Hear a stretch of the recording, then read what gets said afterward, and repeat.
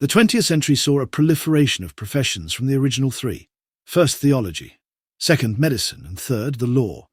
Religion has recently lost out to ideology, but law and medicine and their new 20th century cousins, which are all really just occupations with a sense of entitlement, have lobbied successfully for regulations in order to protect the public interest and ensure ethical behavior, or at least that was the rationalization. More cynically, libertarian economists like Milton Friedman maintain that professionalization almost inevitably becomes a tool in the hands of a special producer group to obtain a monopoly position at the expense of the rest of the public. While many economists may often be at odds with Friedman, I think he might be right here, particularly when it comes to my own occupation of accounting. We're starting to see more support generally, as Canadians deal with the threat of tariffs from the free traders to the south.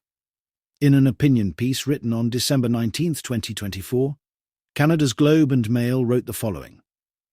Every provincial regulation has a beneficiary lurking behind it, be it provincial coffers when it comes to liquor laws or industry and trade associations that jealously protect their unearned competitive advantages.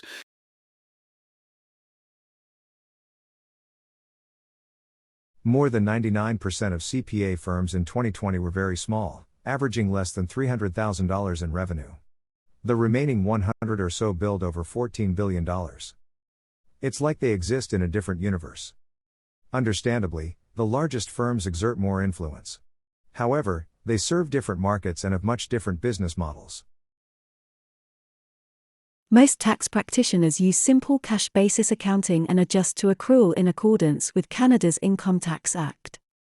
For most public accountants in small firms, their value to clients is primarily their familiarity with income tax.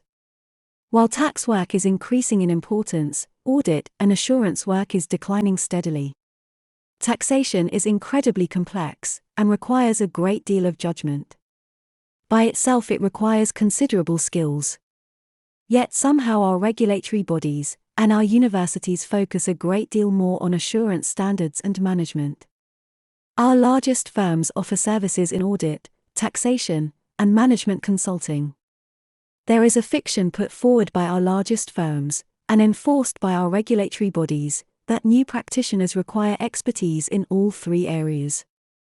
However, practitioners in large firms invariably work in only one area. So, this notion of broad competencies across the full range of specializations mainly serves to exclude small firms from qualifying to train new CPAs. In our view, the regulation of the trade is primarily meant to increase the dominance of the profession by the largest firms. In Canada, the accounting profession is highly regulated with 13 regulatory bodies across the country, and most CPA members are accountable to at least two, their provincial body and CPA Canada. However, a change came about when CPA Ontario and CPA Quebec officially split from CPA Canada as of today, December 20th, 2024. It's beginning to look like the largest firms, in combination with our universities and the 13 regulatory bodies themselves, are the key beneficiaries of regulation. It certainly is not the public at large, nor is it the majority of members themselves.